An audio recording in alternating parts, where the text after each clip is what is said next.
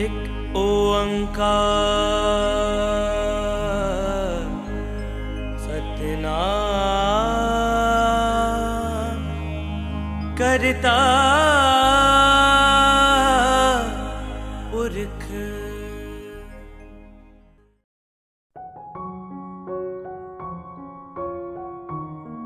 सिखों का दिवाली के साथ एक ऐतिहासिक संबंध है जिसको सिख बंदी छोड़ दिवस के रूप में मनाते हैं। बंदी का अर्थ है कैदी, छोड़ का अर्थ है रिहाई और दिवस अर्थात दिन।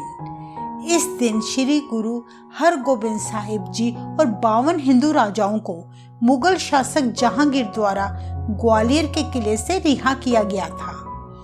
यह दिन केवल दिए जलाने का त्योहार ही नहीं बल्कि बुराई पर सच्चाई की जीत का प्रतीक भी है। आमतौर पर दिवाली और बंदी छोड़ दिवस को एक ही त्योहार समझा जाता है, परंतु ऐसा नहीं है। दिवाली हिंदुओं का त्योहार है और बंदी छोड़ दिवस सिखों का त्योहार है। इन दोनों त्योहारों के इतिहास भी बिल्कुल अलग हैं। एक बार मुगल राजा जहांगीर ने श्री गुरु अर्जन देव जी को आदि ग्रंथ में बदलाव करने का हुक्म दिया और इसके साथ ही गुरु जी को मुस्लिम धर्म अपनाने को कहा, परंतु गुरु जी ने गुरु नानक देव जी की वाणी में बदलाव करने और मुस्लिम धर्म अपनाने से इनकार कर दिया, जिससे क्रोधित होकर जहांगीर ने गुरु अर्जन देव जी को 1606 ईस्वी में मृत्यु दंड का हुक्म सुनाकर उनको शहीद कर दिया।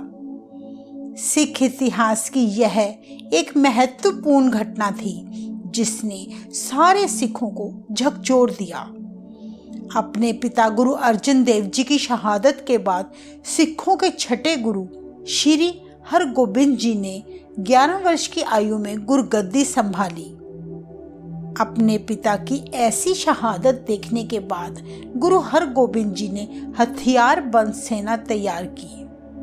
गुरु जी ने मीरी और पीरी 2 तलवारें धारण की। मीरी सांसारिक शक्ति और पीरी की तलवार धार्मिक शक्ति का प्रतीक थी। उन्होंने उस समय के हालात को देखते हुए एक फैसला लिया कि हर सिख को भक्ति के साथ शक्ति की भी जरूरत है, ताकि हर सिख अपने धर्म की रक्षा कर सके और मुगलों की गुलामी ना करे। गुरुजी ने अपने सिखों को 5 गुरुओं की शिक्षा अनुसार सतनाम का जाप और दूसरी तरफ मुगलों के अत्याचारों के विरुद्ध शस्त्र धारण करने का हुक्म दिया। इस प्रकार वे सिख संत सिपाही बन गए। गुरु हरगोबिंद जी ने श्री हरमंदिर साहिब के सामने अकाल तख्त की स्थापना की, जहां पर सिख समुदाय इकट्ठा होकर महत्वपूर्ण विषयों पर चर्चा किया करते। आप जी ने अमृतसर की रक्षा के लिए लोहगढ़ का किला भी बनवाया। उस समय के मुगल शासन में बेकसूर लोगों को बंदी बना दिया जाता था। इसी प्रकार जहांगीर ने 52 हिंदू राजाओं को भी ग्वालियर के किले में कैद कर दिया, क्योंकि उन राजाओं से जहांगीर को अपनी सत्ता खोने का डर था। गुरु हरगोबिंद जी को इस बात का जब पता चला तो उन्होंने मन ही मन बेकसूर राजाओं को मुगलों के चंगुल से छुड़ाने का निश्चय कर लिया। इसी समय के दौरान लाहौर के नवाब मुर्तजा खान ने जहांगीर को गुरु हरगोबिंद जी के द्वारा सिखों की बढ़ती ताकत और अकाल तख्त बनाए जाने की खबर गलत ढंग से पेश की और कहा कि गुरु हरगोबिंद जी अपने पिता गुरु अर्जन देव जी की शहादत का बदला लेने की तैयारी में जुटे हैं। इतना सुनते ही जहांगीर ने वजीर खान और गुंचा बेग को गुरु हरगोबिंद जी को गिरफ्तार करने के लिए अमृतसर भेज दिया और फिर जहांगीर ने गुरु जी को ग्वालियर के किले में कैद कर दिया। तब उनकी उम्र केवल 14 वर्ष थी। गुरु जी को कैद करने का मुख्य कारण यही था कि गुरु जी ने दिल्ली के तख्त से बड़ा अकाल तख्त बनवा दिया, सैन्य शक्ति बढ़ाई, सिर पर टोपी की जगह दस्तार सजाई और सिखों के सच्चे पातशाह कहलाने लगे। जहांगीर को गुरु की बढ़ती लोकप्रियता बिल्कुल गवारा न हुई कि दिल्ली के तख्त से ऊंचा कोई और तख्त बनाए। ग्वालियर के किले में राजाओं की बहुत बुरी दशा थी। उनको जंजीरों में बांधकर रखा जाता था और सही ढंग से भोजन भी नहीं दिया जाता। इसी कारण उनके शरीर कंकाल बनते जा रहे थे। गुरु हरगोबिंद जी के किले में आने से सभी राजाओं को एक उम्मीद की किरण दिखाई दी। इतिहासकारों के अनुसार गुरुजी 2 वर्ष कैद में रही। वहां वे कैदियों को गुरबानी का सिमरन करवाया करते तथा दिन रात नित्य-नेम से जुड़े रहते।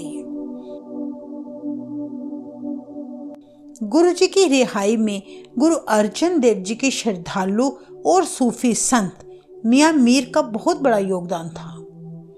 गुरु जी की कैद की अवधि के दौरान जहांगीर बहुत बीमार रहने लगा। काफी इलाज करवाने पर भी उसकी हालत और बिगड़ती ही चली गई। तब जहांगीर ने मियां मीर से अपनी बीमारी के बारे में पूछा। तब मियां मीर ने जवाब दिया कि तुमने तो खुदा के नूर को कैद किया हुआ है, तो फिर तुम सुखी कैसे रह सकते हो। जहांगीर ने तब मियां मीर से हैरान होकर पूछा, कौन खुदा का नूर। जवाब में मियां मीर ने कहा कि गुरु हरगोबिंद जी। इतना सुनते ही जहांगीर ने तुरंत गुरु जी को रिहा करने का हुक्म दे दिया। जब राजाओं ने गुरु जी के रिहा होने की खबर सुनी तो उन्होंने भारी मन से गुरु जी के चरण पकड़कर कहा, हे सच्चे पातशाह, हमें भी यहाँ से रिहा करवा दो। गुरु जी ने जहांगीर को अकेले रिहा होने से मना कर दिया। उन्होंने 52 राजाओं को भी अपने साथ रिहा करवाने के लिए जहांगीर को कहा। वास्तव में जहांगीर किसी भी हालत में राजाओं को छोड़ना नहीं चाहता था, लेकिन उसे गुरु जी के आगे झुकना ही पड़ा।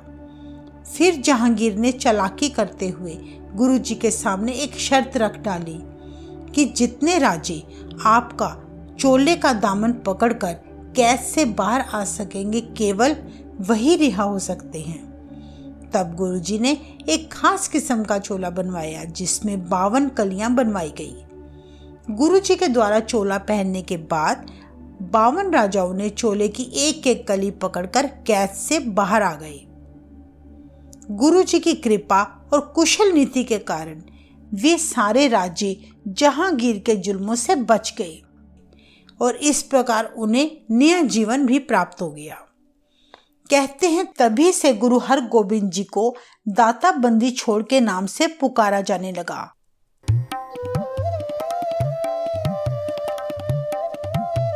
गुरु जी 1619 ईस्वी में ग्वालियर के किले से राजाओं के साथ श्री हरमंदिर साहिब पहुंचे।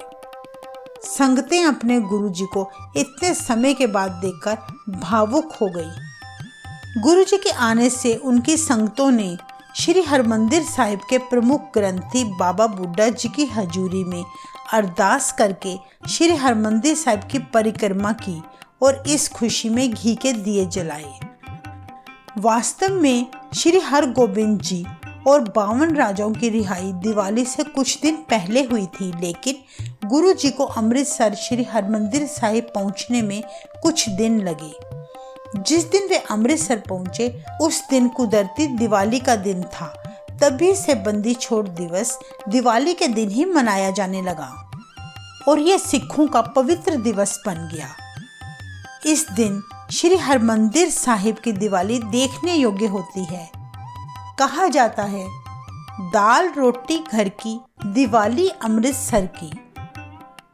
ग्वालियर के जिस स्थान पर गुरु जी को कैद किया गया था वहां पर गुरुद्वारा बंदी छोड़ स्थित है, जहां हर वर्ष इस दिन संगतें अपने प्यारे गुरु जी की याद में बड़ी श्रद्धा से बंदी छोड़ दिवस मनाती हैं।